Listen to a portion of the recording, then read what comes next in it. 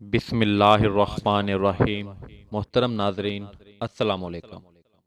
ناظرین، جب نمرود نے حضرت ابراہیم علیہ السلام کو ملک سے نکال دیا تو حضرت ابراہیم علیہ السلام ملک شام کی طرف روانہ ہوئے۔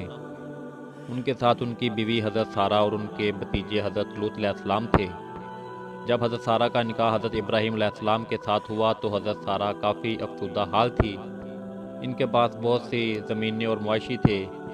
ان تمام اموال حضرت ابراہیم علیہ السلام کو بخش دیے۔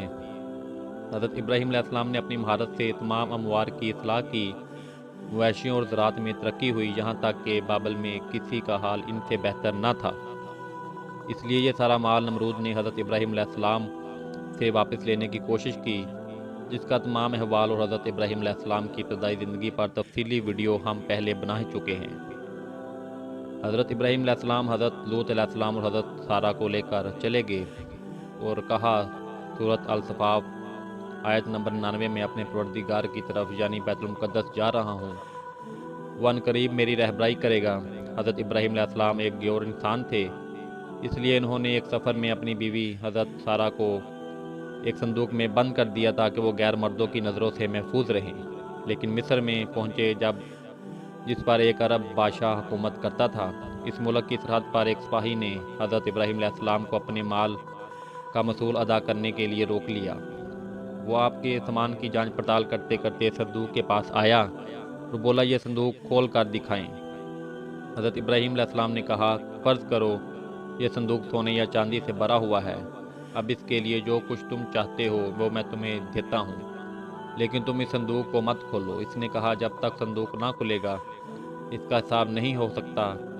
اسی طرح میں اس نے صندوق کو کھول دیا۔ جب اس کی نظر حضرت سارہ کے حسین و جمیل چہرے پر پڑی، وہ کہنے لگا، اب تو میں جب تک بادشاہ کو یہ ساری اطلاع نہ دے دوں تمہیں آگے نہیں جانے دوں گا۔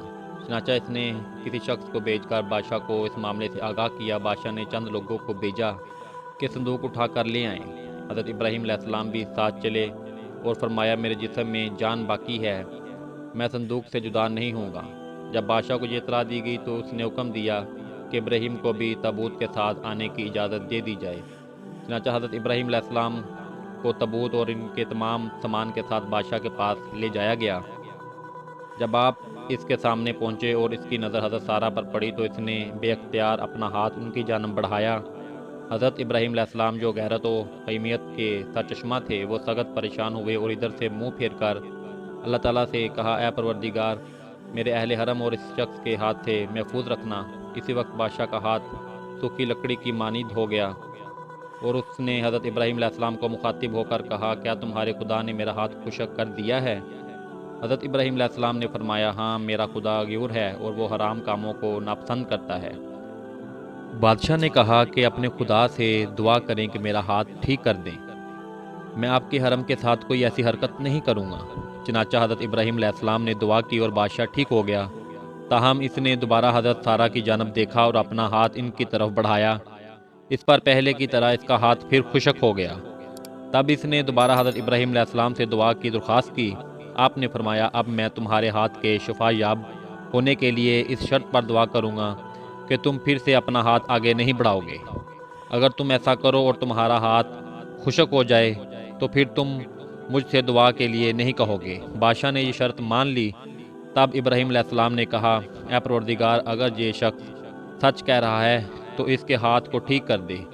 اس پر بادشاہ کا ہاتھ اپنی اصلی حالت پر آ گیا اور اس کے دل میں حضرت ابراہیم علیہ السلام کے رائب بیٹھ گیا، اور اس نے حضرت ابراہیم علیہ السلام کی بڑی تنظیم تکریم کی اور کہا کہ تم بے خوف ہو جاؤ، تمہاری حرمت جہاں تمہارے اموال سے اب میں باز رہوں گا، جس جگہ چاہو جاؤ، لیکن تم سے میری ایک حاجت ہے۔ ابراہیم علیہ السلام نے پوچھا، وہ کون سی حاجت ہے؟ بادشاہ نے کہا، میں اپنی بیٹی کو بطور کنیزہ حضرت سارہ کو دینا چاہتا ہوں۔ آپ علیہ السلام نے منظور فرمایا۔ بادشاہ نے اپنی بیٹی حضرت سارہ کو بطور کنیز ادا کر دی۔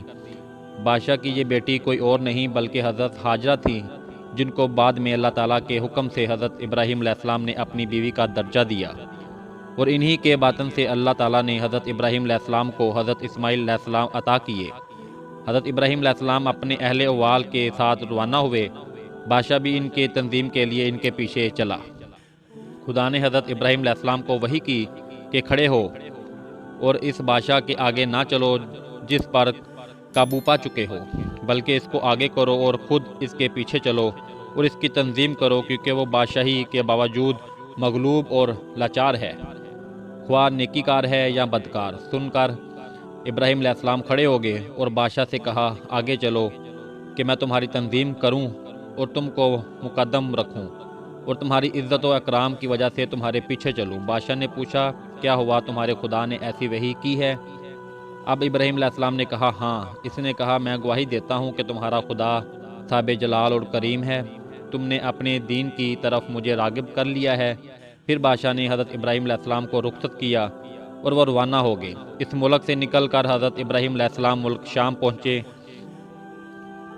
ایسی جگہ ٹھہرے جو فلسطین اور شام سے آنے جانے والوں کا راستہ تھا۔ اس راستے پہ اللہ کے ان نیک بندوں نے رہنا سہنا شروع کر دیا۔